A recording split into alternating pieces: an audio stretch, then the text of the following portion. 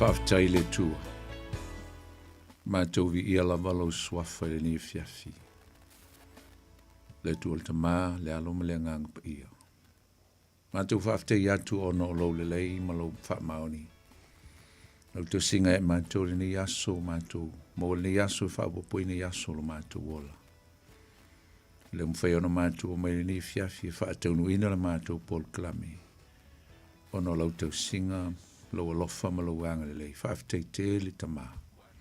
Ia vi ia lava lo swafa e whaamavau. Whaaftai me oma lava. E whai mo i mātou. Mai lava le tai au si o mai lava le ni fiafi le tua. Mātou te le tonu le tua e te le itu lafo ina i mātou.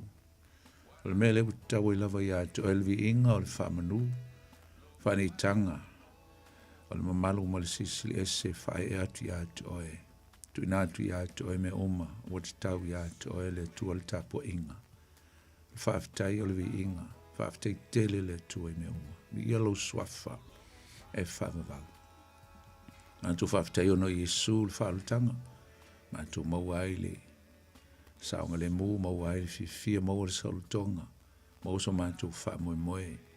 Le tua mātou i ele nei soifuanga. Mātou i tono alau whaalutanga, mātou te tonu. Tā pena i o mātou wola le tua mo le whaamoe moe we saumia.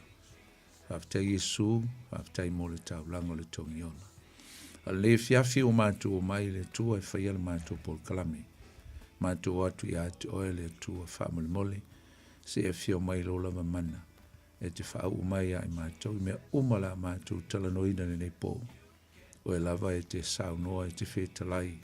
E te awa o mai ai mātou le nei pō. Whaau ule whaalongolongo, le whaafonga.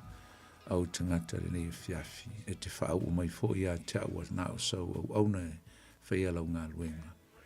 Whamanuia i mea umala nei pō tama. A mai alava e tu inatu i atu oe levi inga o le whamanu ma le whanitanga. E ma le whatau wa ai ai mātou. Le tua iawi ia oe i mea umalava le a mātou whaia nei pō. Fo i atu i atu oe levi inga e whavavau ono Jesu le mātou li i wa te talo atu ai. Amene. Patalo whātu Samoa e le lei fo i fiafi i lau whāsau saunga. Ma lo le soifua maua, ma lo le langi mama. Ma lo le ngā lulu e le nei aso. Ma lo fo i ale tapu i mai o tātou whale mainga i nei o tātou mātua mātutua. Ta ma lo fo i nei o tātou whanau i a ongan whenga iai. Ia po whea lava se mea sa e anga i iai ni aso. Ia leo a mai tātou i le file mua le tua. Tātou mafuta le tātou Paul Klame Masani. E le nei fiafi o le tutu o le Upega ile Loloto. Au auna toi fo i mtutu atu i atu oe. Lau auna o ponifonati le fiafi whata lofa atu ma le nganga whaaloalo le swafa Jesu le tātua li mo le tātua whaola. Whata lofa atu i tupu matamali o si o tātua tunu le lolo si o tātua tunu na i o tātua tamamatina mātutua. O lofa penao na tāpu i mai i aso te tasi au. Whiangai i fo i lau whainga luenga le tua. Elga te foi lea ia o tamawhana o Samoa, ngā luenga mtiute, le ngā to ngā luenga whale nganga, ia a o ngā luenga fo i le tino, o la au tau te talo, ia e manui ai, masaunga le mu, ia mawhai e pēr, o na maua le manuia i mātou uma, whaafitai a te utou nei tu a mātutua, whaatalofa atu i a te utou nei fiafi, whaapitos whaatalofa i wauna le tua mautou msiofo, so stovini po lava nisi o mafuta mai ni fiafi lau whinga luenga le tua ata alofa atu i atu utou le swafo Jesu le tātua li. Ata alofa atu i nisi o auso mtua whawhine o lo mafuta mai tonu o whalipui ia lenga te fwoi leo mauta ngase po lava o mafuta mai ia o whengai foi ia ma whaingita o le soifuanga nei ia ona o mai o le tino. Ia alofa atu le tua ma pai atu lana whaamalolonga i atu utou. Tonu o mauta malawa, tonu o whalemai, po whea lawa se meo e whātua toli ai. Whata alofa atu i atu oe. Whata alofa i lau ngā lulu e nei pō. Whengai e mawhaiva, tiute mawhaiva i piona masani ai. Alofa le tua mwhaamanu i atu utou lau whainga luenga. Ia e mana tua fwoi nai o tātu ainga uso mtua whawhine o tamamatina. Alofa penao na taape le nei lololangi so se tu o le ke lope o lo tātou iai, ia ona o sailinga lava o le manuia, tātou nonofo mau mau ia tunu ese po fea se atunu o e mafuta mai ai, talofa atu ia tu e le fiafi le swafa o le li o Yesu. Ia, le whangaloina fo ia le tutele o malanga mai tonu o le ai au kilani o lo mātu nonofo ai, a whai o malanga mai tonu au kilani, le nei fo i vai tau o le soifuanga fa talofa atu, ia te utou i le swafa o Yesu. Ia me se foi bea foi malanga mai si o tātou tunu pele o Samoa, lo asia si mai, ia polo ngai me foi ona o tulanga o whaala lave pe o ne yelso i fuang nei, whata alofa atu ia te utou, alofa le tua, ia whata unu ufo i fuanga umalava tu e taliu atu malmanuia si teimi o i le lumanai. Whata alofa atu le nei fiafi ia, po i lava si tasi o si teimi mo mole nei wa e whaafafonga mai ai, mai mafuta mai ai, mai mo mai, e le tātou pol klame leo tutu o leo Upega ile Loloto e whaapitoa whata alofa ia te oe. Ia, tātou mafuta, last time fo e mai al tātou pol klame, talusia ia mai alama lo tātou whaalongolongo le upo le tua, e mai e fo ia se whaamunuianga whaalenganga, so soani lau sawalinga, o le tātou sawalinga o lo whaia nei, a talofa fo i a saule i fiafi o maa ngā lue atu, mea maa lo saulinga lue vi ia le li. Ia, tātou, o mai fo ni fiafi whatau ul tātou mawhtanga, tātou pol klame pe ona. Amata mai fo ilwa asona mwai tu nei, tātou mta upfou, o lo tātou tal noa ai, e le tāua tele o le mta upo le toi fio wha alua mai o Yesu. Ia, o fifia lava e tal noa nei mta upu awa langa manatu foi, wha manatu langona, wha tupu mafau foi, mafau i o tātou loto, o tātou wola ai malele mana tunatu, tātou wola ai wa ngalo ia i tātou, o lea iai ia le whai unga o mea le tua, o fuafuanga le tua, o lo awa wai mai. So God's program is still unfolding to the future. E ele mata upu e tau o le eschatology i le Britania ia po o le Samoa e whapea o mata upu po sauninga o mea o le atutupu yaso amuli. Le tātou te tal noa i se tasi o mata upu e a mata ia vai teimi o aso muli po aso e a mata ai o na whailoa mai ia pol kalame le tua. Lona winga.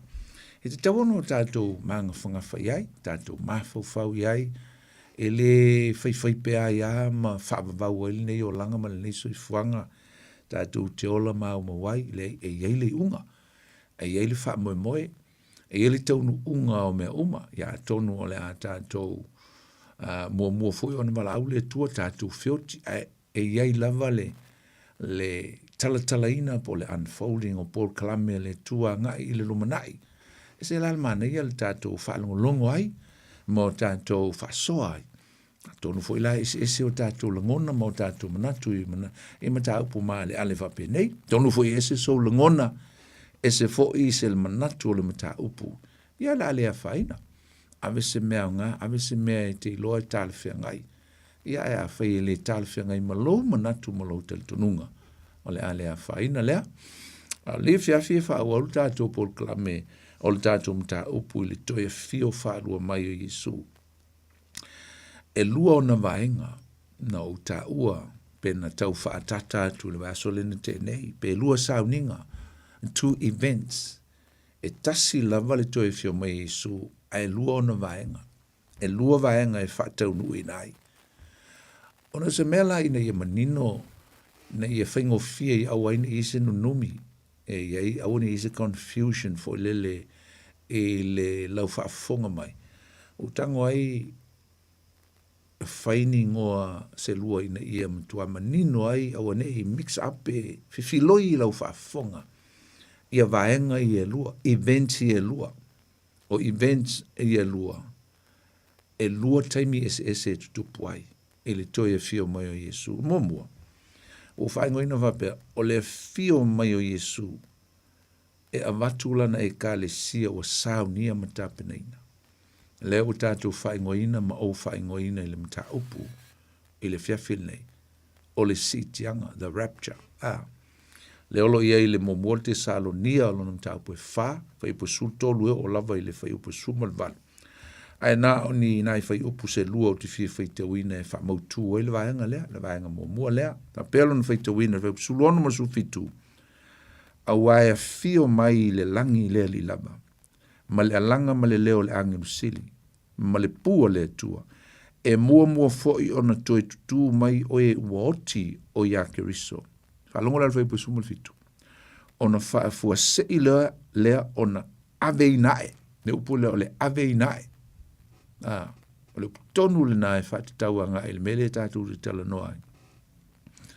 O le ave ese nātua le kālesia, po le sitianga, po le rapture, po le tātou tā ua i le vaso lente nei upu e lua, o le upu o le parausia, le upu e leni lona winga, ia ua the presence of the Lord, po ua sau Yesu, po ua fio mai Yesu, ia ma le upu o le maranata lona winga, the Lord is coming back, po toi fio mai le li.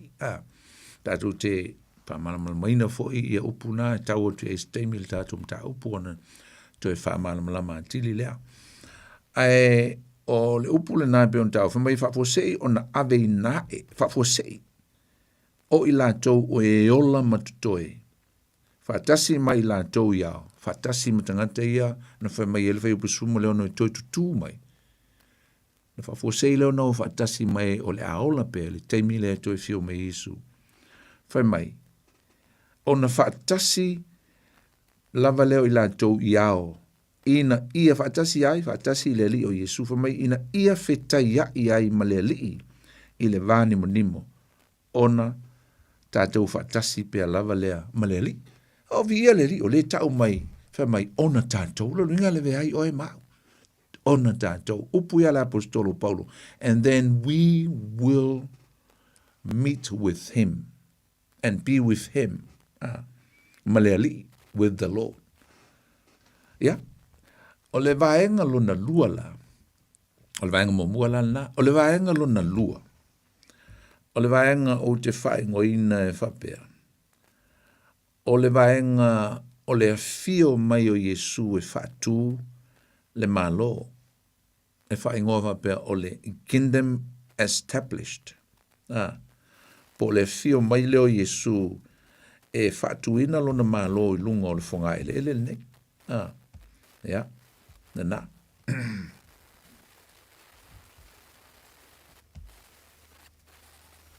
Sabes que verán tu edad en el currículum.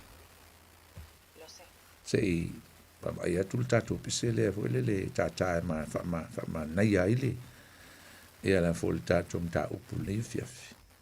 Ja. Ja le li.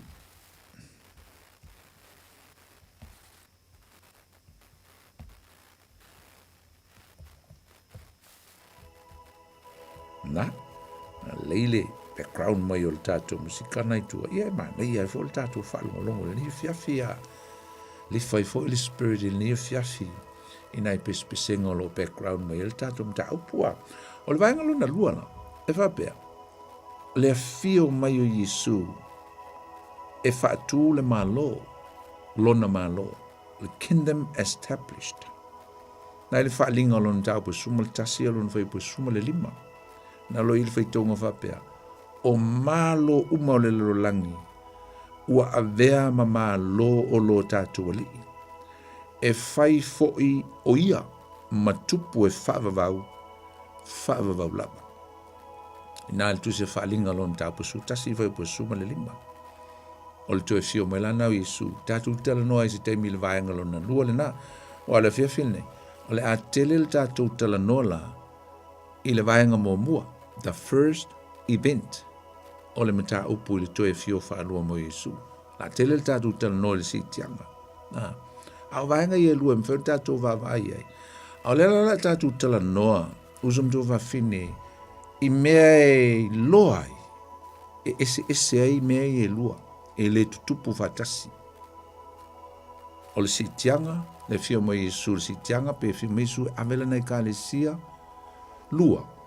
o le fio mai Yesu e whatulo na malo, ma whai isi ngā luenga umalo tutoe, ai lei a mataina i a lona malo. A mea lani ese ai mea i e lua, i lau sa i le linga ma lau susua i ai, o le mua, o le si tianga, o le mea mua, e loa Yesu iao, pe o tātou whaita wina, e loa Yesu iao. A o le fio mai o Yesu e whatulo na malo, e loa o ia i le maunga o olive, e loa o ia le maunga o olive, o lona winga, e tau nuu mai o ia i le lau ele. A le fio momo mai o Yesu risitianga, e ngata i le vani monimo, e le o mai i le lau ele. Lua, e lei loa le taimi o le sitianga, e lei loa.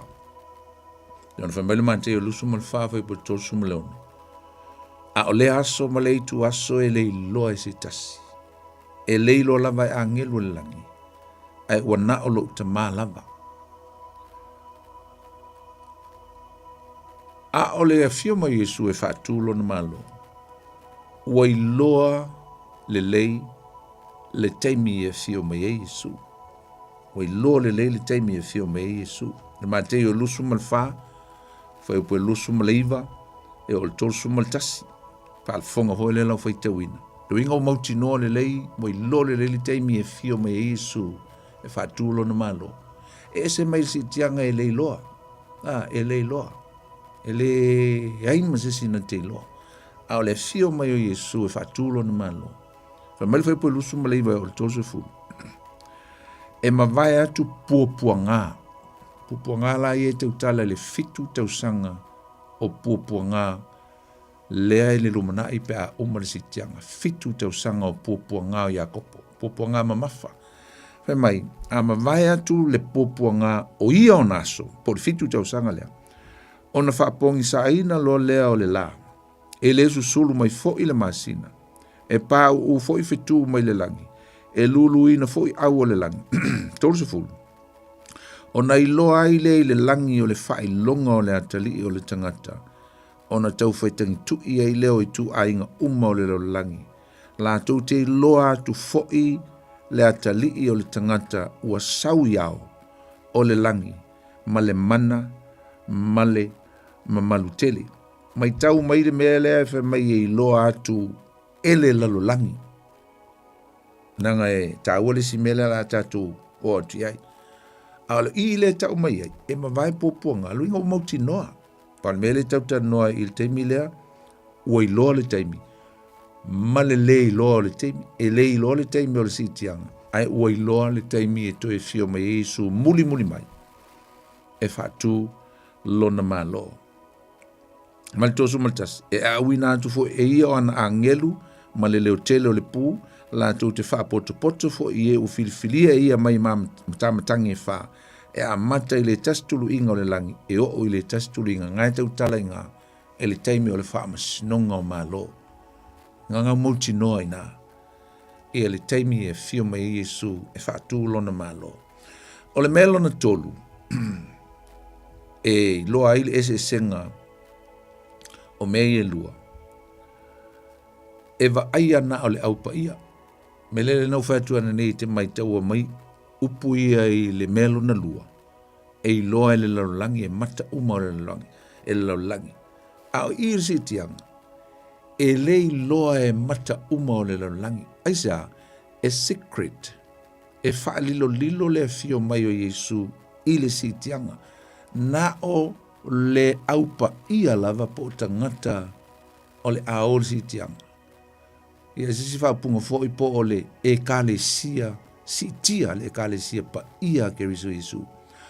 Pau i o tangata la tau te iloa, le mele o le atupu, aisa, e le iloa isi tangata.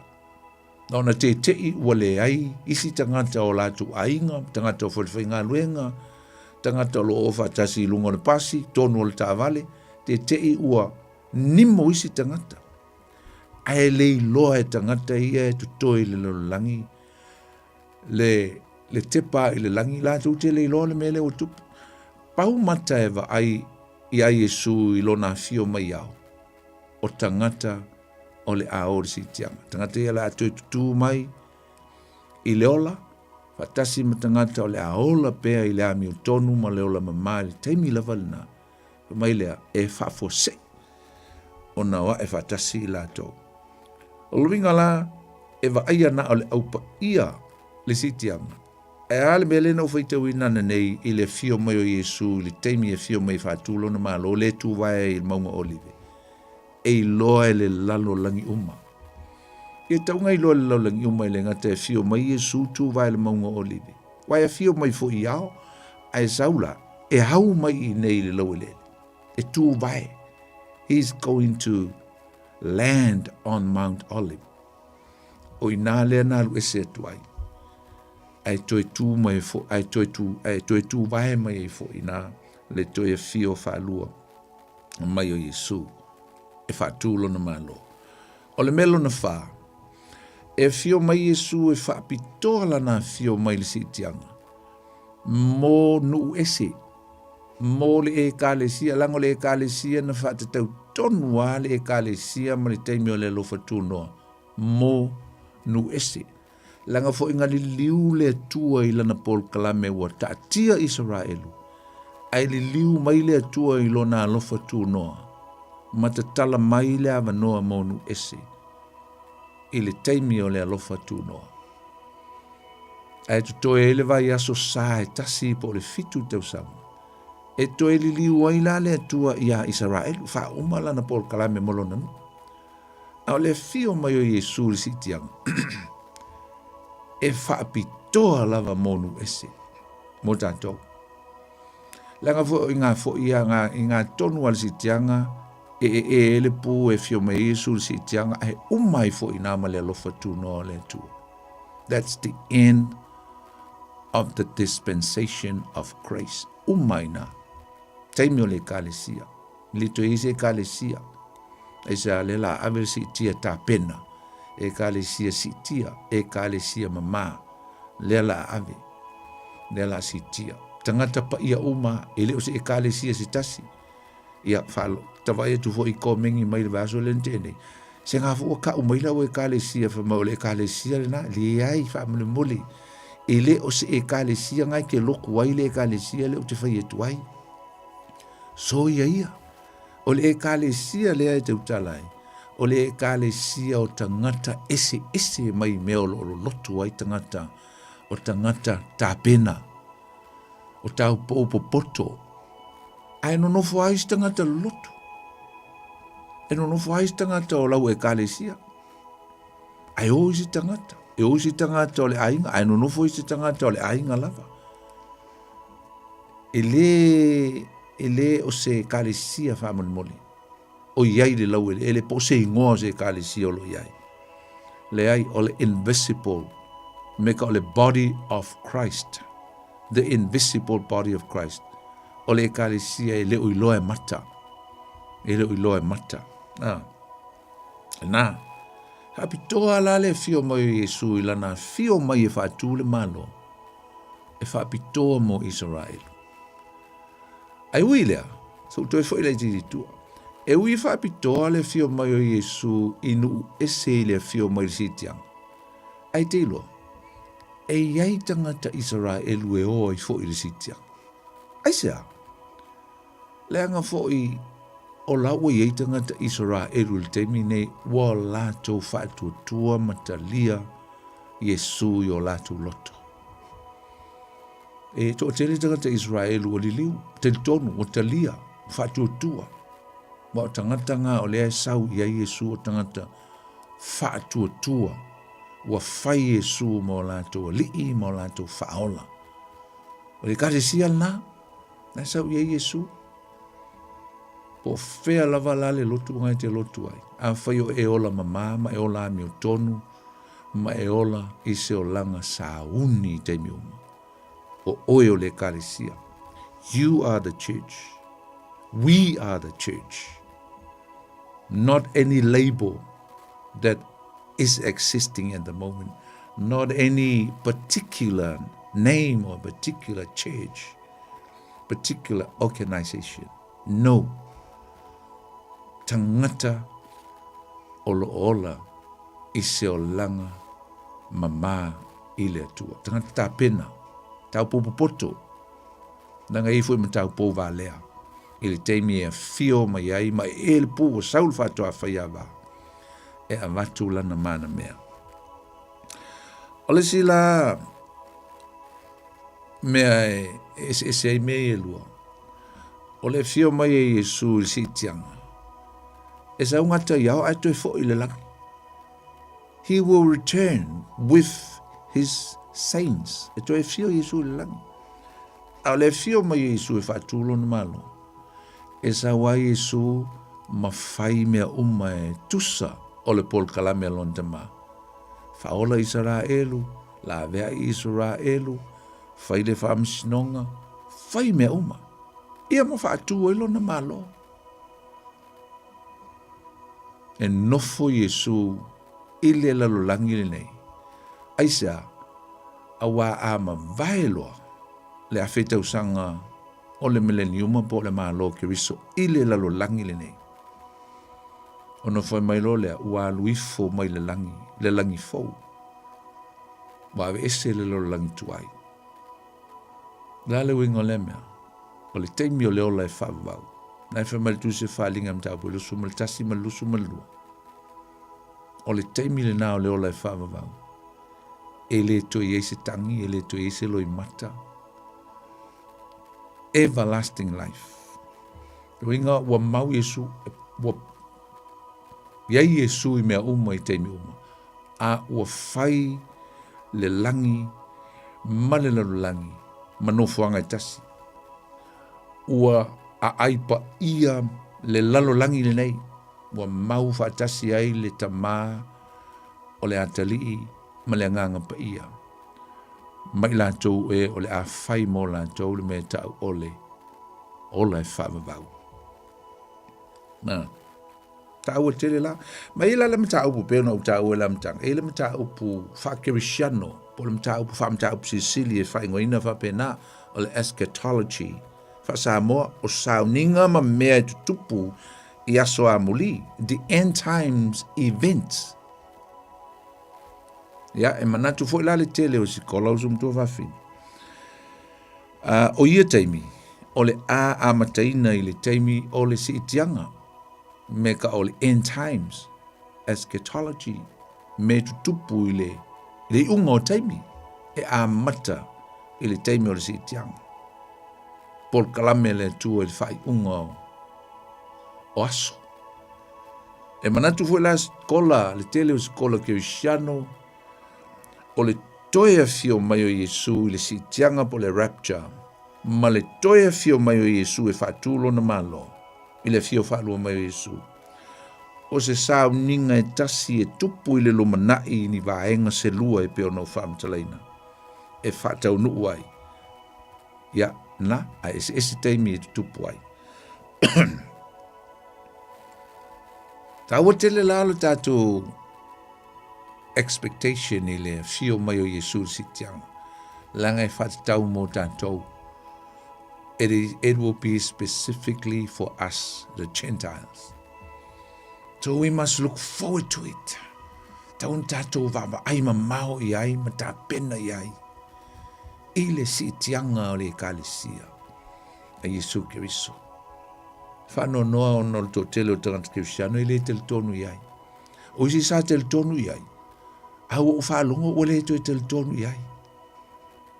Unfortunately, so many people fall away. E langa i le si mea le na e mua mai e le e fio mai Yesu. Na e sau le tusi le lua Tesalonia mta upu e lua, fai upu e mumue o lima. Fa mai e le o mai le aso le li. Se ia mua i o mai le tete a ese. Tete a ese, fall away. Nala winga le fall away. Ua to tele tangata ua toyo ese mai le whātua tuanga. To tele tangata ua give up. To tele tangata na tele tonu si tianga. Ai wale to tel tonu iai. To tere tanga tel tonu to e fio mai Yesu. Au le ko ke kongu ia esa. Ai fai tau ia mta opuna. Lua te saloni mta opu lima fa mo mo le lima. Fa mai a fe a to folanga fa mai e fio mai Yesu. A le o le se mea. Mai o mātou ta māma tua ai le e ai mani mea na suia mani tutupu fa pena. Le peso o fai tau ina tunga le. Melna. Le lua te saloni. Lua te saloni o lona mata upu e lima. Na fai sawa.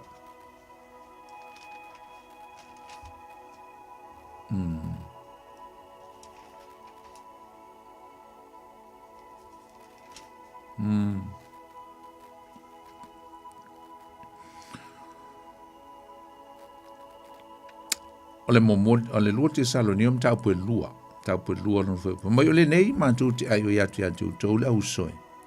E le mata upu le fio mai o lo tātou li o Yesu Keriso. Mate o le tau tala i le sitianga. Ma lo tātou whaapoto potoina i a teia. Gathering with him. Whaapoto potoina luinga o le tau tala i le teimi e o mai whatasi ai.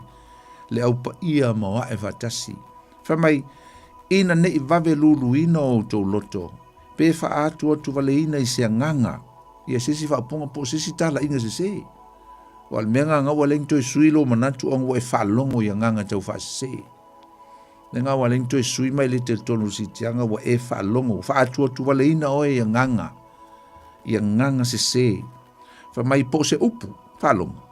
Po se tusi.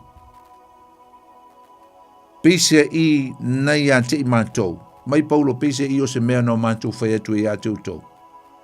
Ai leo se mea no mātou whai atu e atu tau. E leo se mātou tusi. E leo ni a mātou upu. Au tau wha longo ia wa onga se se. So mai la ia la.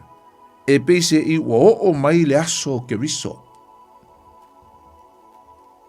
Aua ne i wha se se ina se tasi i atu tau se tonga fiti e tasi. Nobody should fool you of any false doctrine. No one. For mai Paulo, aua. Falong foi. Aua ele o mai le naso. Means ele o mai le fio mai o Yesu le aso le sitianga. For mai se ia mua i ona tau nuu o le te a ese. Ma ia faalia mai ai le tangata o le angsala ia po le manufe ai. O le tangata le o le malaia. A le whaapunga le na o le te a ese. Wha mai o le singa wha ilonga matau tia lea ua wa aia le teimi le nei. O lea, o le toyo ese o isi. O le toyo ese isi o wha se ina. I tala inga se se. O le tel tonu le mea sa tel tonu momuai.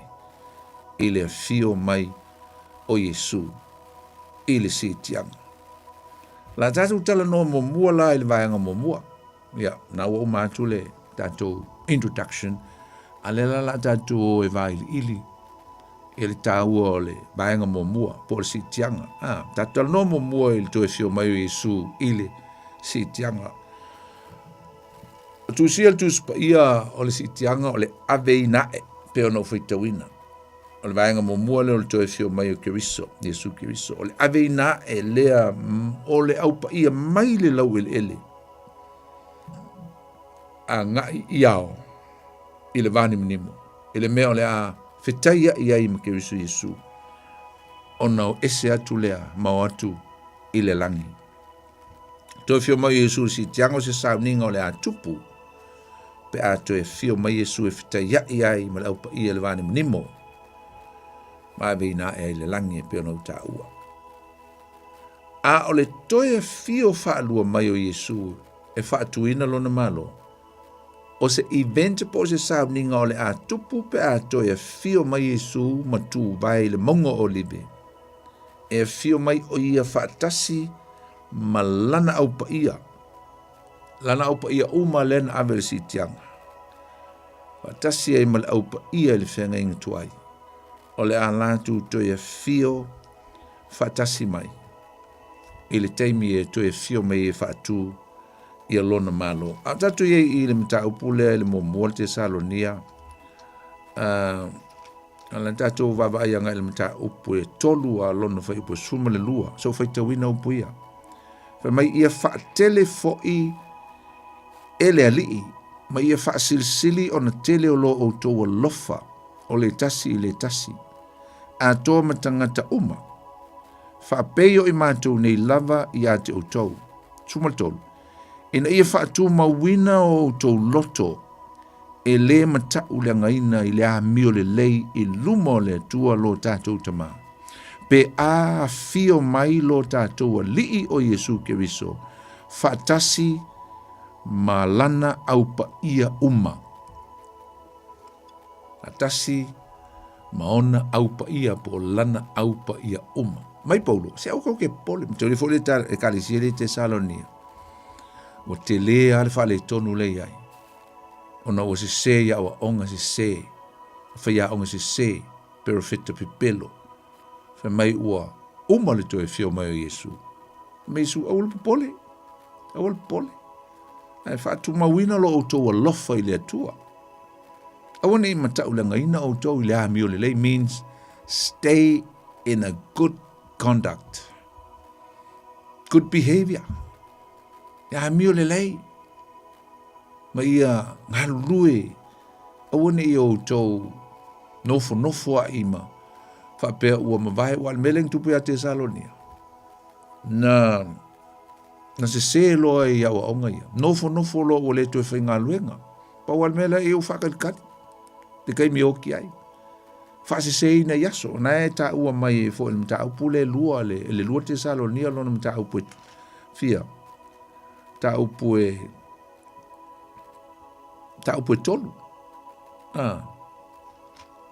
Na. O ile mo Tesalonia lo mta upu e lima. Fa mai awaso mta usanga. Te lea o ngā ia te utou. Da usoe. Ia utou lo le leo na pō whape na o mai ai. Awa pe ala tō whaiane, o lo file mu, wa lea whaina, luinga wa le file mu, wa lea whaina, wa le whainga luenga, wa le o e whai me kaung whai, au ngā ngofo e whaatari tali le taimi e whio mai ai Yesu, a mine oti ai. Ta mai wa lea whaina, whai mai ua ona o le ia te ila tau, o le whano whafua sei, e whape o le whawhine o whati ngā, o le a whanau mai. A whamai le a fo le mta upu le mta upu le tuse yuta. Wa le umanta tu fita wina le mo Tesalonia mta upu ito. O lai manino meina. E to e fio mai Yesu ilo na fio mai whaatu lo na malo. Ai o mai malana aupa ia. Ale na ufita wina ne. Whai mai e whaatasi malana aupa ia uma. Feo mai la aupa ia ia. Tangata na o sitianga. Ma tangata na fioti I le whaatuatua au auna le whanau ma le tua na whioti le whaatuatua mai le whenga tuai. Le tusi a Utah e tasi alo na mata upu. Olo iai le whai upu e sifuru ma le wha ma le sifuru ma le lima upu nei. Utah lo mta upu sifuru ma le wha, lo mta upu mamua le whai upu sifuru wha. Whamai, na valo ia foi I la tau e noka. Na malo ia e noka. O le toa fitu lea talu mai ia atamu. E noka, telefo e noka o le father lona fitu lea talu mai atamu. Telefo e noka o le tama o Metusela. Tolu se lau on su lima te usanga o e noka. Na whanau le tangata pito sili na matua I le lulangi. Oi, o Metusela. Ia o Metusela. I think o le tamale o Noa. Awa o le liile o Enoka. O lona grandson ia Noa. Ai mai, na valo ia Enoka le tamalo na fitu mai a atamu. Ia lea. Ua whapeane.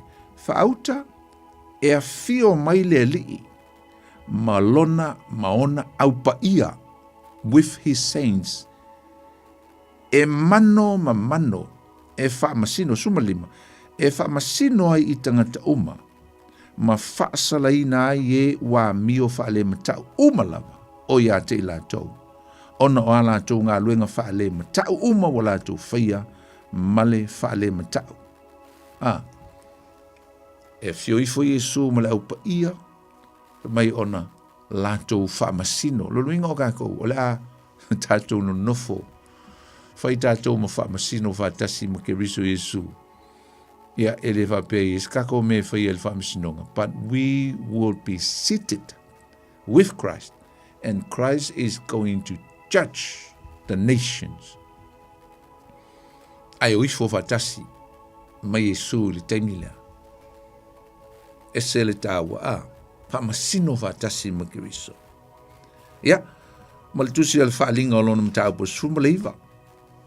Nā tātou al noa ngai le tāua ma le mautu ina, whaamanino ina, o le tāua, o le tātou loa. Le se sengo mei, le fio mai Yesu lon tu e fio mai, e o mai malana au pa ia, mai le langi. O le mta upu, e iwa le whai upu sumal tasi, e o le sfurma le whaa. Te refo inga le mta upu le nā le whaalinga nā e sfurma le iwa. O ina le te utala mai le tu e fio mai o Yesu, ma whai le tau e amaketo. O lo o tau tango pe fai tau mai fai upu su tasi tau leu tau kipia lunga ai ale mai lo to esel mai o fai tau lango inga o ngai mai ai le to e fio mai o Yesu e fai le tau ai faola Israel faola nen tau tal no al vaso lente ani vaso lente nei o faola mai le tino me ka ole a foi ole delivered and saved. O le saved, o le whaola o lātua nganga. I'll deliver, o le whaasao mai o lātua fili. O le whaalukanga ngā mo Israel. Fa me nā ulo atu i le langi ua wanoa, whaauta foi, o le sol whanua sin sina. O le ti ai foi ua ingoa o ia o le whaamaoni o Yesu lea. Ilo nā fio whaalua mai lea, sau e whaili taua. Mai o le whaamaoni ma le moni, le ami o tonu foi na te whaamasino ai, ma tau ai le taua. Fa mai ua peo le mumbu le afio no fafonga. O ilo na ao fo i o le pale ali i tele. O ia te ia le swafa ua tusia ele iloa e se tasi ua na o ia lava. Ua ofu fo o ia ele ofu ua fufui le toto. Ua faa swafa ina o ia o le lokou o le atua. O e pula sumalfa. O au fo i o i le langi. Fa mai o au fo i o le langi. Ua muli atu ia te ia i lunga o solo whanua sisina. Ua o ofu i la tau i le ia babae. Le tau tala i tangata ia o ifo whatasi. Male aloa li i lea o le alu ifo o solo whanua sisina. A whamai o au o langi ua o loa. Ua o ofu i la tau i ofu sisina. Whamai a. Ua muli atu ia te ia i lunga o solo whanua sisina. Ua ofu i la tau i le ia babae sina ma le mamā, e le mamā o le ekalesia, e le mamā o le aupa ia le la ato o ifo whatasi ma Yesu. Mai leo suma lima, ua luatu fo i le pelu ma ai na iona fofonga ina ia tai ai e ia o nuu nations, fili o Israel. Mai ona pule fo i leo o ia te i la ato, i le to ua mea e soli ai fo i e ia le soli ngā vine i le tua sāma mafa o le atua e ona le malosi umalaba. Le ale na, lui fo e lalo le fai upo suma le ono, le tāua o le batu ei, wabe ai Yesu, o le tupu o le li o li e sa, o ia leo le a fatuina le malo pe a ona la vea Israelu le taua lea i amaketo. Ia, mana tua fo e to e fio mai Yesu e fatu i le loina o na fili. Le taua le amaketo. E le ngata lea, mai e whaatuina e lona malo, pe a mawae atu, pua ngā, i le fitu tausanga, o pua ngā ma mafa. E wilea, tātou te toi tala noa i le vaenga lea, nanga le wala na whaamitala atu o le, o na asina wha e mo atu o le tau ese senga. Vaenga le lua po le fio mai Yesu e whaatulo na malo. A le kau ke fia focus lava pe ratu te fia tal noa. Se ia mai ale leia le vaenga mo mua le si tianga. Anai pi o tau atangia mai e no wa watu ai foi.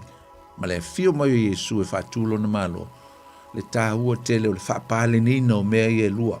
Ina ia e malama ma ia e awane e ne nefuai. Tātou toi fo i le si tianga si o tātou toi tala noa ai. Toi e fio mai o Iesu le whaafosei mai le fio mai o Iesu le si tianga i le iloa se tangata e sau whaalilo lilo. Na te aveina whaalilo lilo fo ilana e kalesia. E pe ona tā ua le whai upo suma le fitu o le tusi o umon tātou whai te uina mai le momote Salonia. E whaafosei. It's sudden. Whaafosei e le iloa sesi. Le aveinae. O i tātou o e ola matutoe whaatasi mai lātou iau. Ina ia whaatasi ma le alii. I le vā nimo ona tātou whaatasi pea lava lea ma le alii e whaamavau. Ia le upula le o le si tianga e le o maua le tuspaia nan paulo le upu le la talata iai o le aveinae. Take up. Upu si tianga o le snatched away, po le snatches away, o le si tianga lo luinga o le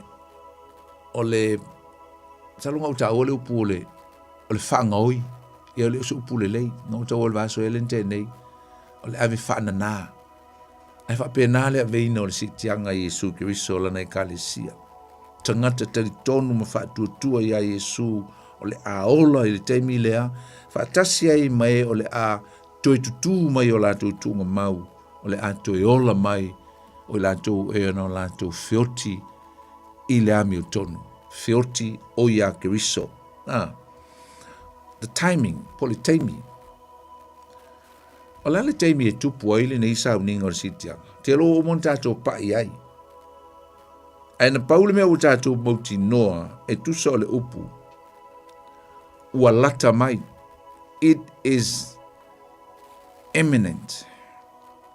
It can happen at any moment of life. O le whale tātou Paul Kalamel nei fiafi. So se teimi mai le teimi nei. A ngā i le lumanai. E tupu ai. Can happen at any moment without warning. O si tianga i le iloa se tasi peo tātou whaitawina. Mai tu se matei o lusu malfa. A o le aso malei tu aso e le iloa se tasi. E le iloa lava a ngelu le langi wa nao lo utama lava. E el tel tonunga fo lau kerishano. E tu sa matus tu singa le au skola. Mai se lava i e sikola o le senaturi lona lua. Ma le lona tolu. Whape o le atupu le nei. O le atupu le si tianga. A o le i o i le fitu tausanga o poponga o le visiri. Aisea ua. Aisea o le atupu ai i luma mai o le fitu tausanga o le vai e sa fo i le alo na fitu fulu o le toi fo i ele tua i a Israelu. Fa umalan Paul Kalame. Aisea me o le atupu i luma mai o le fitu tausanga le o poponga mamafa. E iei i a lo lava tel tonunga. Ina ia whaasau ina mai le kālesia Iesu mai nei pōpuanga ma mala o le tosa o le tua. I le lolangi ai maise lava Israelu tono le fitu tau sanga lea. Le whaamasinonga nā le tua mo Israelu le fitu tau sanga lea. Pōpuanga. O lona wing. E le finangalo le tua e whaaui e ilana e kālesia tono o teimia. I ko kere ngaka i ka kongwe ui ei whaui ei tangata i e tel tonu i le mid-tribulation me le view po le concept e tupul si tianga i le o ngā tonu o le fitu tausanga le aluinga e uma le tonu ma le afa ai alu e lor si tianga i ngā ai le alu le afa mulmuli po o taimi o popo ngā mafa le afa mulmuli e li stel tonunga e tau o le post-tribulation ia po le uma o poponga fato a alu si tianga lo inga o tel tonunga le na e tu tupu fatasi ala me e lua be yang tatu tu ese ina te me tu tupu ai si tianga ma le fio mai Yesu e fatulo na malo tel tonunga langa o tangata i le post tribulation po le mae o poponga e kupu mai a mea ngai lua le teiminga, e fio mai Yesu, e ave elsi kianga, ia ma whai e mea uma, ia la ave lai whia sitianga. Al te tonunga ngā tangata ngā ele whaatonu ina o le mōmol te salonia lea, tau poe whale tātou te whaitau ina. E loa mai e nā, ma mautino mai nā, it doesn't make sense, ele fōlinga mai e moni ma sao lea te tonunga. Aisa, dangor si tianga e ala nā vesel si tianga, e ave i le langi e whai le whai poiponga i le langi e Yesu malana mana mea. Whai le langi. O le tausa maanga e le whai e nei e whai le langi. Whai le langi le nofoa le lofa tu noa. E whaatasi ai Yesu malana mana mea. Ma whai ai mal whaamsinonga. O lana mana mea o lana e kalesia. Whaamasino ina ai. E tusa o tātou ngā luenga. Na whaia. E le whaamsinonga e toi tongi Jesus i se afi pe le ai o le whaamsinonga lau Cristiano. O le whaamsinonga e loa ai ia lou tūlanga i le mālo le tua. It will determine what grounds are you going to receive. Wau pale o le a maua, o pale lima pale, o le ola e whavavau, 5 pale. Ai le ngate lea o lou tūlanga i le mālo o keriso. Tau le whaltolo se ptei o lom tualen sau whai a Yesu, mai fai lo malo, a to sau lo malo, fa mon mole, fa no fo lesi tama i lesi pito, fa no fo lesi tama i lesi pito. Mai Yesu, ele ai, fa mon mole tina, ele ai, that's not my business, I will never determine that. O ke le fai al mea, o ke le fai il taimil nei na mea. O le whai o ni tūlanga le teimil nei. O le mea ngā loka maa. Ma o le mea nā e tuu atu, le teimi e tupu o le mea nā. O ngā i loa ai le tāua tele. Positioning of us in the kingdom of God. Danga i tangata e matua i lata lava. E au na ia keriso Yesu lata i lona nofo ali. I siona. Tā pua i ai mai foifo ai, ma au nātu ai, ia, nā. Winga ke re fia ku mai wā oi, ma māo a whakasi mtangata ia e o lātu tino, whai ono whaasoso, ina ke re fia ku mai ngāl menga i ele wānga, e te fia lata i le meolo, i ele tupu o Yesu. Tō amsinonga lana tātou, ave whai le langi, whai poipo ai, a o le toi o maila i lalo nei, a Yesu malana mana mea, malana e kalesia polana aupa ia. E o mai e whai le awhi tau sanga o le honeymoon, paulo le honeymoon mo kwa umia. O le me tau o le tau samaanga e whai mai nei, tau samaanga e a mata le whamanatunga, a mata le tālisua o Yesu malana, a mai Yesu, te le toi ai le nei ipu. Te le toi inu al nei ipu. Whaatoa o toi inu ai le ipu le nei. Ma o ai le areto le nei. Pe ao o mai le malo. When my kingdom comes, when my kingdom will be established, I will supper together with you. Yang I represent el au so o tato, ai le nga ole au so o lai fai Yesu la ko koe ai aja, pase ka muli ngā lo Yesu maliu, moti. Toi tu mai si tia la waru, ele I fai ale malole, ele I fai ale tau sa maangale mai Yesu. The banquets. Ta ua ngā le malo ke riso le millennium ma le afe tau sanga. Le banquets o le tau sa maanga. Lo nofo a Yesu malana au pa ia e fia ma oli. Tātou iai whatasi. I lona malo mo le afe tau sanga. Le usu e kako pese kere o kaimi. O le malo. A fai foi lau te talo. Ma te e ono wha au mai Yesu. Ia o mai lo malo. ia whaia lo fina ngalo, le ale fina ngalo le tama, whai lo malo le lo langi. E pei ona whaia le langi. Mai Yesu, le tua, au mai lo malo, ia whaia le lo langi nei lo malo. Wa isi kanga ka kalo, ai le malama lama le mela te talo ai. Ta talo le li malo loa, e yai le malo. There will be a kingdom that is to come. E le malo e o mai. E yai. Le malo le nao le tatu te pe pese ai le tele o taimi. Tele i o pese ale la mosa e whaati tau le malo. A whitai to e ina matangata na la tui loa nei whaalinga, revelation na tusi ai nei upu. Tusi ai nei upu. Ia, whamais tangata o pese para langi ngā mai whaaliliwe e le la mosa. Ai, te tonu au ia e le loloto ma le, the knowledge and the profound of understanding and revelation from God. That those people, those elders, those ministers of the Efakasa, and neko kisi foi, kau kia o pese. Pese le malo e o mai. Ya karusia pe afai o e loka iki o e loku la mosa o e malam lama i pese le tau o pese nga.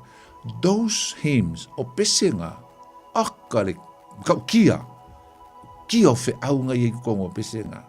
O pese nga so se keimia ke usu ai pese walo fia i pese ya la mosa. Pese i ka o le malo. We sang those songs almost every time in our church. Ko kiki a usu pese nga ka iki kongo mako loku. Ia so sa uma. Aisa. Le whau unga ma le mana ngai mai upo pese nga. Mga ukia. Awalanga alo usu ai. Ai usu ma e ka penga iai. Usu ma e ka penga iai le malol na. Sing with understanding. That you are singing with a hope. You are singing with a revelation, looking forward.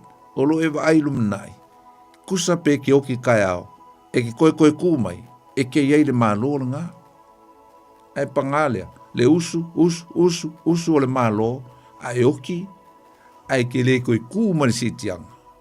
O nga misi lo le o le malo nga, ai ke koe whaakali le sitianga lona lua. E le toi tutu, amene le toi tutu mai lona lua. E toi tutu le whaasala. E le tusi al whaalinga mta upe lusi fulu. Na iei na, toi tu le whaasala. Al toi tu momua, le toi tu le ola.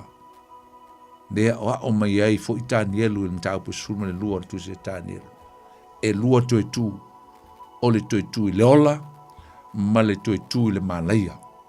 Toi tu le ola le tātou te fisa ili ei. O a whē tupu ai, e tupu le aso o le sitianga. O le sitianga o le kalesia mama, le kalesia Yesu Keriso. Hallelujah. Ia leli. Na? Ia, o lea laia fo e tātou te pamaianga i le lumanai. O le aso na fio Yesu i lona tama. Na langona ai le leo le angelu o le tua. Na langona ai. Whamaia o tou tangata kalila iai. Why you Galilees? Why are you casing into heaven? E zama o kousioa ai le langi. Whamai o lo o tau ali ilena. Ua ave inae. O sitia. O rapture. Descending.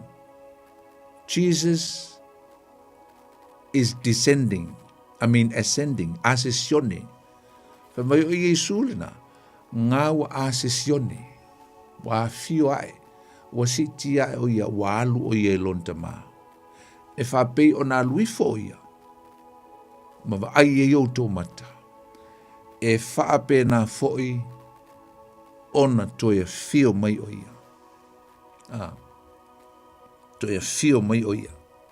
The same manner that you can see him going into clouds and disappear into heaven, the same manner that he will return, and you will catch with your own eyes the world, le lalolangi uma, the whole world, their eyes will see.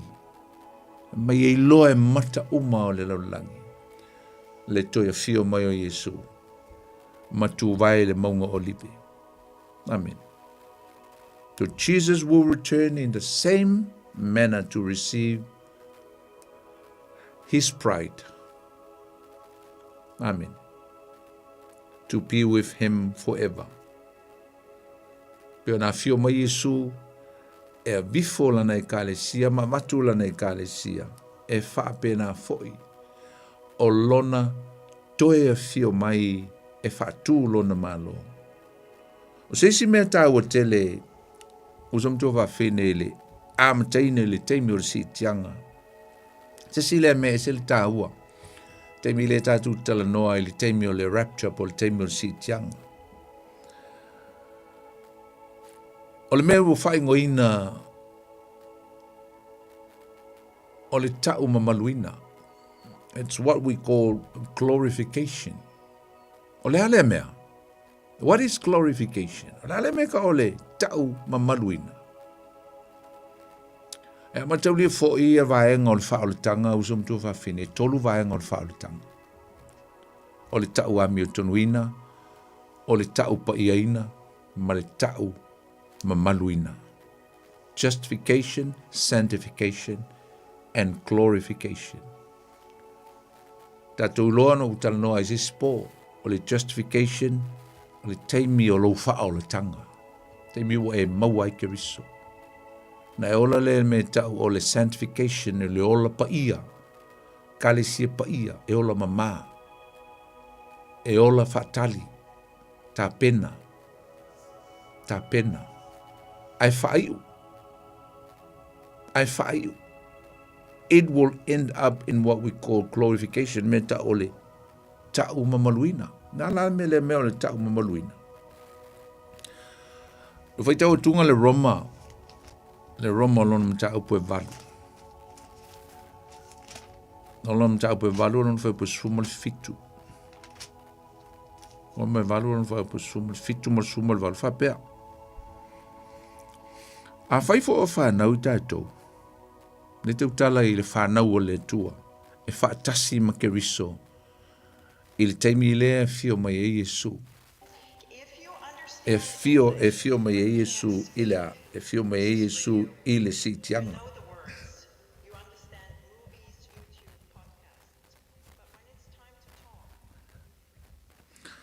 So wai tau ina whapea.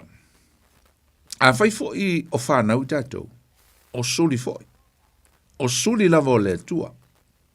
O suli whaatasi ma Keriso. Teimi whaatasi i tātou ma Keriso. I le lumanai. Suli whaatasi ma Keriso. Lupu suli. Suli lana winga. O ielea ia te tau. Whaatasi a tātou ma Keriso. I le manuia. Tātou tino nofo. O manuia o mao Keriso pe ato e foi mai. Tātou te whaatasi mai ia. O manuia foi ngā o tātou. Suli. Nāna winga o suli whanau o le tua. Tātou whanau o le tua ina ua. Tātou mau Keriso. Whamau whaatasi e tātou ma Keriso. Whamai pe a whai tātou te ti ngā whaatasi mai a il teimi nei. Le tātou te olai. Whamai ina ia whaalongola lupulea. Ina ia whaamanuia ina foi i tātou whaatasi mai a. O le tuspa ia whaapretania e whaapea. So that we may glorify together with him. O lono winga. E whaisi e se o le upu lea e iau tele whatu se se ngi ke fu e whapeo o whako se se tu spai. E whaisi e se mai whaapretania. O le whaapretania. Whamai so that we may glorify. O le upu glorify. O tātou iai whaatasi le mamalu, tau mamaluina, whaatasi ma Keriso, glorify, glorification. A le teimi a matai le upu lea o le whaamanuia ina fo i tātou whaatasi mai a, glorify together with him. Te loa, e a matai i le teimi o le si tianga. E a matai le me tau o le transformation. E swinga. O le swinga leo te whai atuai. Whaafua se ia o na ave ese o tātou whale apitanga. Po le tino ang sala leo le ato e tū mai. Ma le tino leo le aola i pēa le tangata lea e ola whaatua le teimi e sawa Yesu le sitianga. Whaafua se ia an whamaitala le tuspe, whaafua se ia o na li ua i tātou. Ave ese o tātou tino whaa le lalolangi. Ai sui le tino whaa le langi. Ave ese le whale apitanga e pala. Ai suia i le whale apitanga i le pala. O le melanga ka o le glorification i a mata i ngā. O le glorify body. O le temple. Langa ele mwhairon kako a koe miti e su ingi kingo anga sala. Nela o whaitau ina tunga le momuole te Salonia lona mta upos fulu ma le lima. Upos fulu ma le lima.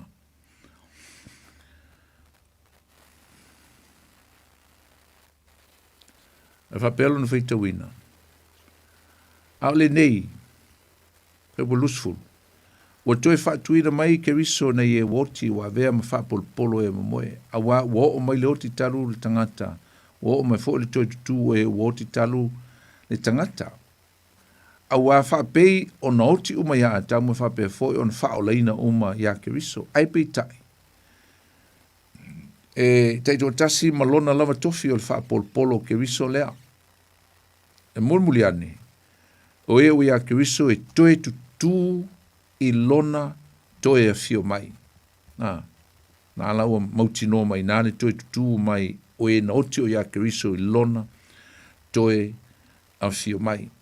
So vai a tua le mea lea a fo i...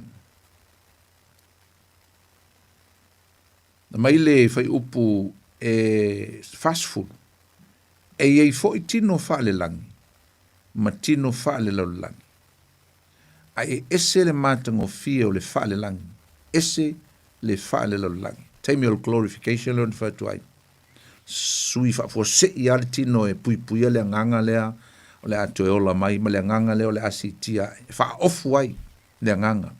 Mai ese le pupulo le la, ese le pupulo le masina. Lui fo ali lalo. E wha pe fa mai supalua. E wha pe fo i le toi tutu mai o e uaoti e luluina ma le pala. Ai toi wha tutuina mai male le pala. Tau tala le tino leo le a mai e Yesu mai le tua. E luluina ma le matanga e toi wha tuina mai ma le matanga o fie. Teimi o le toi tu le si tianga. E luluina ma le vai vai ai toi wha tuina mai ma le malosi. E luluina ma le tino fa le tino e toi wha tuina mai ma le tino fa le nganga. E le tino fa le tino e fo le tino fa le nganga. Le la kia le kingo fa le kingo. Aisa kingo anga sala. Tino e mawhaion koe wha o soina le tino na. E le koe el kingo ngā le tangata si tia. Tangata le la alu le rapture. E le koe el kingo ngā. So mai ai pei tai. E le mua le wha le nganga. Ai a o le wha le tino. Aisa sa o le lei. E mua le wha le tino langa o le tino wha le tino te wha naulo. E ola lo le tino lea. Ai a o le aso le si tianga e tu e fio mai e Yesu. Nga mua e ofu le tino wha le tino. Ai mulmuliangi. Wa kia i whafole le tino wha le tino. Ai sau muli le tino wha le nganga. Lewe mai e le mua le wha le nganga. E mua le wha le tino. Na le matango fia i le kaimi a mai e le tino wha le nganga. Fa mai e wha ele le lua i tangata. Ia, lua e ale lalo o le whai upu la... e limatasi, whaauta mai, o te tau atu nei ante o tau le mea lilo, e le moe i tātou uma, a e li ua i tātou uma, i leo te whia o iai, e li ua. Sudden, we will be changed. Sui whafosei, whamai lima lua, e whafosei lava, ona, e pe o le emo le mata, Pe ai lia le pufa uma, a wai lia lava, e toi tu mai o e uoti, ma le ola pea. E li ua foi I tātou, le upuna li ua. We will be transformed. O ngā kongu wale sa o le upulea o le faa mamaluina, glorification, glorify. Mamalu, we ifa tasi tātou, ina ua ofu tātou le tino mamalu po le tino paia, po le tino mai le atua, po le tino wha le langi wha ofu e o tātou nganga. Le ala ua tātou mamalu wha tasi ai mai Yesu. Glorify together. Ia makaulia. O le kako e se fitau sanga le langi, ala ue ofu ai ke le mwhenga aru le langi, e le mwhenga aru le langi ma se tino angasala. Wha ofu mo moika kako o le langi. Tino vo le pe o le tino Yesu, le anto e tū mai, ia le tino Yesu le ngana ko haru ko kongo le poku le sa ele au so ele kalanga se sil fai toa ko inga kingo la na le ola fa ofu I tatou tino ele to mfa to fa so so ine sang sala mai fa fo se ona li hu I tatou mai awa ta tau fa longo le lima tolu awa ta tau ona ofu le nei tino I vale ile tino e ola pea ia ofu fo ile nei tino oti ile tino e le o ti lava. Pe a ofu fo ile nei tino I vale ile tino o la pea. E ofu fo ile nei tino ile tino e le to e o ti lava. Ona tau nuua ile o le upo tusia ua faa umatia le oti ile manu malo. Sui me oma. Glorification. O ingane kako ki fia kaungu iai. E ui o le kako ki ngā inga I le sanctification I kai mingi. I le ola pa ia. E le whai ngofie, mea ngā ko whai koe, e le whai ngofie le ola pa ia. Ma le kam whai e tausi o tātou ofu e papa e te miuma. Le ola mama. Ia ula alisi whai mai, le ingi ami kaka ami o kongu lalo la. Ia ngā, o le ami o tonu. I le wha peo le a e sao ma le lei, ma kongu wau mea malanga e le se perfect I lalo le la. A o le tangata ua tau ami o tonu ina, ua tau mawhai o ia. He's doing his best to live in purity and sanctify. Te ola I te tau mawhai e sa, te tau mawhai ina ia e o I la sor si tianga. Ai te mawala le tau unga po le melon tolo le a glorification. Wa ngai a maka le glorify po le. Mangui o le tangata, wa tini na le tino wha le langi. E te o lava I le ola e whaavavau o ofualo o ofunga. Laku pasi mai le fiku kausanga lea, o popuanga, laku pasi mai le hafe kausanga o le malo I skeriso I le langi, ko e luako I le ola e whaavau e le se ngataanga o lo ofualanga. E le koe sue lo ofu. Ki le koe ka ele fo. E le koe fioga kou le vai pea ofunga, ma mai kai mi uma. Le koe mga misa ka ele. E ati tala atu le tato lenga, e le fiafi. Tato numero tolu fitu tasi lima iwa tolu. Fatalofa le tato la au. Talofa. Talofa po, maros le fu manui la sunga whawhiangainga. Oi le sa no mai. Tu lepa. Oi malo lo tui. Talofa. Manui mai nawe. Ia manui ata stai. Ia leli. Mara e pukala manipo. Tai. Afoi, ole foi na e lupo lo mi se sure tamu fa me ia fali na tolu fa pa se fudu. Na fa me sa we ale se tangata le yo temio I tem fingata le la o mal la to foi la to le no fu la. Yes. Ia ale se polo mi se sure fa me in my father's house there are many mansions there. Yeah. I will go and prepare a place for you, and I will come back and take you there. John 14, verse 1. Yeah. Yeah. So I think last for my addition tangata le came tribulation period. Yes. Mania. Yeah. Yeah, Malaysia foi me. Malaysia foi me ele tala Yesu foi na foi for my fa tu se ya sala ele mati Yes. Yeah. Também. Kem faler tasina fa elonga ele tem mura tala tala fiu me Yesu for my. Mateo le sufa. Yes, as soon as the fig tree shoots the leaves forward. Yeah. Know that the time is near. Or me ra fa tau no inele. Ya pe se lau fa valu no. Yeah. For Israel. Yes. Yeah. So we are getting a lot closer now to the coming of Jesus. Yeah. Yeah. Exactly. So para ole si me fa mai e fio mai su pe sa ole o i po Yeah. so e lua me ole o ti mo ole fio mai su e pe ole o i po le sa ole lo stangat Mali. Aftai tu le mana I tele lo fa popo mai tat mtau. Ma lo la fa so mai. Aftai ya jolo so. Wane so. yeah okay E mo dire fiafi, to frai fol vas fo. God bless fa. yeah ma dia poni Fa se fa fa. Talo for stat wala, talo. Talo.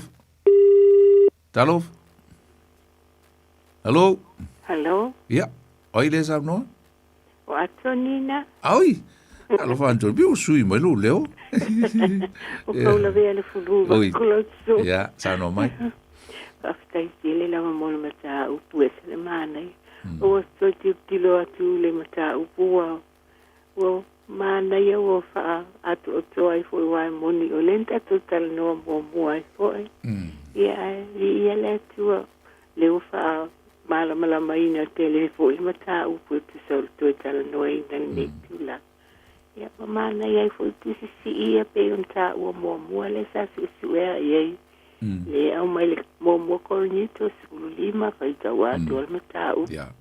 te no me lu fu fitu ia male I wan su mal fa ai malo la va la su al fa mala mai no ta mata u pu Leli. ia manu ia tele la va si anga ia fo I male a fionga le atua o a nga tele a me se lava o yo te fie so su ia fionga le atua Yele tu.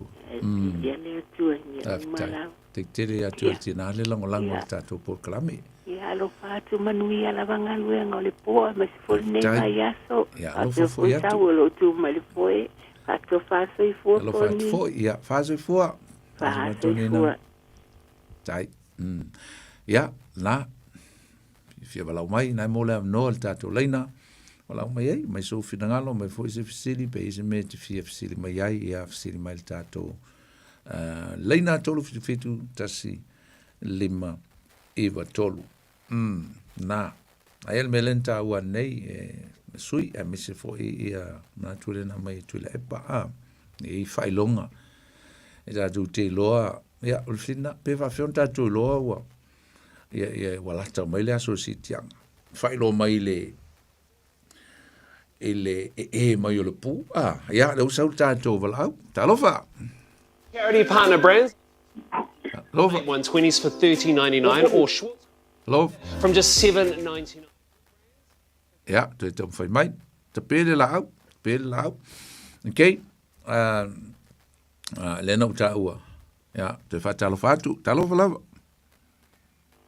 Talof. poni Yo, Jake. ya ma o se fo mo ya Ma lo si ala wau a. lo ko nga lo ya ma ko ri ku pungo ko ide Ma ya. Ma sang ya o tol to tawa.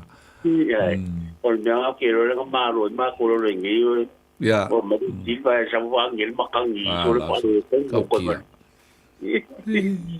kai poni mo ko ma ya ka ko ka pu ya yes Yele. ke ka kala o sa fa so o lo so ngoi si o po kala me ka lo ya Ai fo wai kamium.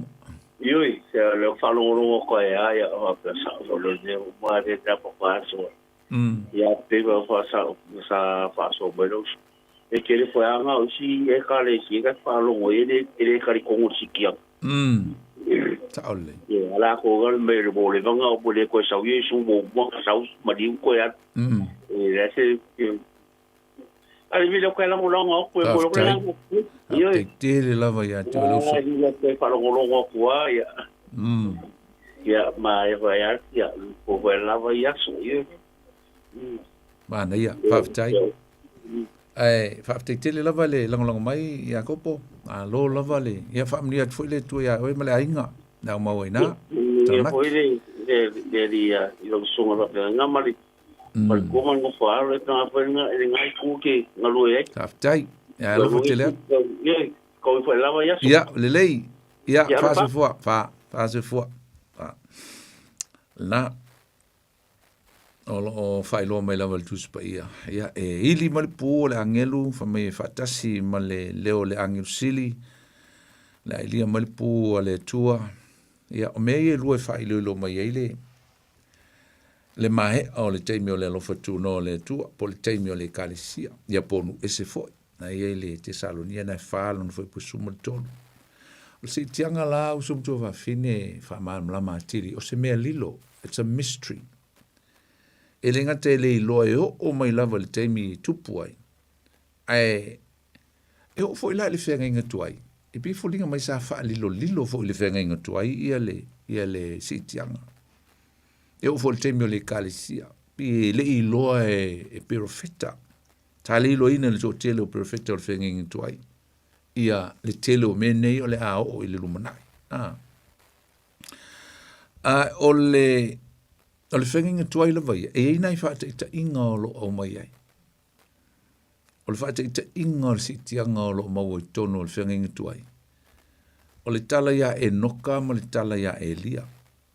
Tala i whenginga tuai sa whailo mai ai li tā ua tele o le sauninga nei o le sitianga. Le lena u tā ua e noka an le la. O mene ina tutupu, au nā le tua. Mai se lava e noka le mata au pue lima, no fai pue lusu mal wha. Na ave o leine le langi le i o i se oti. Ele i o i se oti a e noka mai pe a si o tātu whita wina. O i nei minuti e tutoi, nei fu stato wala au ni fiafi. Ia ai o le kenese o lona mata upu e lima. O lona fai upu e lusu malfa. Tau mana o fai tau ina nei, a lela toi fai tau. Fai upu e lusu malfa, e fa pelo na fai tau ina. Na la feo i foi o e noka ma le atua. Ua lei loa foi e ia. Awa na avea o ia e le atua. Na o le winga o le upo o le tangata neo e noka o le vavae mo le atua. Ia po le upo Fabritania o le consecrate. Po watu ese, winga watu ese mo le atua. Winga o se tangata e matua i lata i le atua. He's a friend of God e pe ona. Whamtalaina inisi o skola. O le wo le tua. Ringo le tangata matua lata i le tua. A le la tau mai, ele ilo so noti. Na ave whaali lilo. Na suddenly he disappeared. Ele i e se oti. Ele i whaiso na maliu, ele i whaiso na ave o laina. Ia le tangata neo e noka. O le grandfather o Noah. Ringo le tangata o le fitu o ngā tupulanga mai a tamu. O se tasi o tangata matautia male matua. I te tonu le fionga pa ia le tua. A ele me tau o sumtu whawhine tātou te learn mai e il tangata ni na ave o leina. Mai lava i le winga o lona ingoa o lea. Mawai ese matu ina atu i le tua. Te loa tātou fihol sitianga. O le mele taun tātou whaia. O lal me taun tātou whaia. Tu o tuia i tātou i le tua. Ave uma. Ave uma o tātou wola i le li. Consecrate ourselves to the Lord. Ave whai ele fina ngalo le tua. Whao ngā ia so tutoe. Vai ese tu atu oe i le tua. Whai ele le fina ngalo le tua. Ave le tua. Te o le wingo le ingoa e noka. Tu atu i le tua. Ma vai mo le tua. E lo seata mana ia ngā tatu te loa ia o le tāpenanga nā morisitianga o lea. Ave le tua o tatu ola manu e le avanoa. Le lua tupu mtau pue lua. Ia nā foi mai ele tala ia Elia. Tau tia le tala ia Elia. Ia o tatu lo Elia na ave o leina i le langi. Ave a olai tilo ia lesia na te itai na tāpena masauni o Eliseia. Mai wa watua le kariota, ma watua i iao, ia manimo to ia Elia. A le wingo le ingo Elia, o le Yahweh is my God. O Yehova, o loo watua. Ringo o se ata manea fo le tatu te moa mai i. mo le meo leo langa fo ia e tu atu atoa i le atua. O iova o lo o tua, lo inga tau mai i le winga o le ingoa o le li leo elia. O se mafutanga e matua i very close intimacy relationship e tusa ma le winga o le ingoa elia.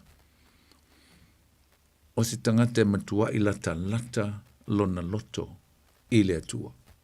Very close to God. Me fuelanga e tau tatou vava ai ai.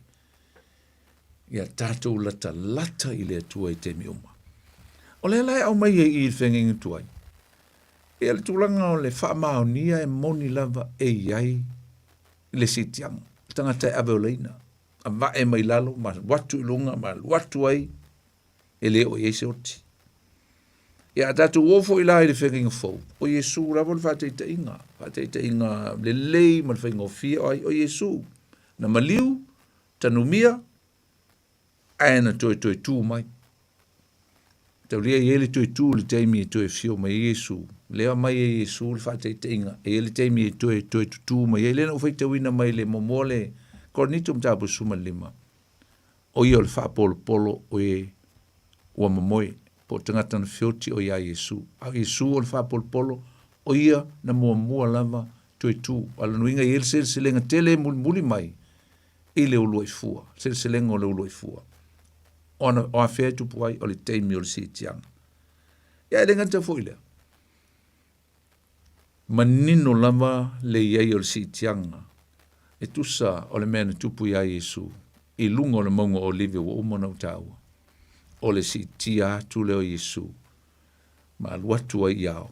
Ma foi atu ilonda ma. E iai le sitianga. Usum tu va fene. E moni le sitianga. A whai o e tau masalo, a whai o e tau whalo tolua, a whai o whaseina o e ni a onga mani. Nisi, mesi se, wha mautu nei lo loto i le li. Wha pea e moni, e iai le sitianga. E iai le to e fio mai o Iesu e ave, i alana e kare sia. Talo sia i ala vea tuai maa umalo ainga. Tu iai ma o e tonu, i le pasi momu. E mania i o le pasi momu, e le to e tinga inai. La lo wingo le pasi momua o le sitianga. Aisa, la ngai whai as whainta o le pasi lona lua. E le whaingo fie. A fio mai Iesu o tātou sauni ma tātou tā pena. Aisa, e moni le sitianga. Tātou talo. Le tua mātou whaftai. E lau upu le fiafi. Mātou vi ia lava lau suafa mamalu. Aftai le tua wa i lau upu lo whamanatu mai ai mātou. Alo toi e fio whaalua mai. Le tua mātou te talo ina ia o ngāla upu, tā pena i mātou, a mese i mātou e o lo whaalungo longo le nipo. Mātou sao nioni mo mātou tā pena, e lo toi e fio whaalua mai. E le ngata le si tia ngālo fio mai, e whātū lo mālo i le funga ele le langi nei. Whaamunuia i o tangata Samoa, whaamunuia i mātou uma, e le suafo Iesu o mātou te talo ai. Amen. Ia sa mo tātou Paul Klamel na tu le Upega ile Loloto. Leo lea tātou hofu i whais tātou maro longa. Ia, tau pulola tātou tu e whailoa i lua iasfau. I lea lofa maleanga le leo lea tua te itai atu e lo tu soifua maso mātou ola. Ia, maus tātou whailoa inga i se lao e tā pena masaunia e lea tua. Ia, iei si pese fōu nai peona tātou ele atali ia sau ma tau wha lau ilo atul tātou pese ia a whai te whalongo iai. Ia nei tango le share atul tātou pese le nā o le pese o le maua pule mtu mua. Au se pese te whalongo iai ma e toi mana tunatu ai le tāu o le saulo tonga na whai e o tātou tua. Ia, nā la ia lava o na whatul nei pese mtu inatu. Tāu o tele morsisi ngā fua le nau mātu o le ngol tātou pese na. Ia, o le maua pule mtu mua. Share atu, ia ma watu i lau timeline. Ia, whaalongolongo ilo ainga ma wo. Ia, nei fiafi, ia, o la auto auna nei, poni fono ti, tātou wheloa ilweas fau, whasoi fuia, mo le nei teimi, God bless you all.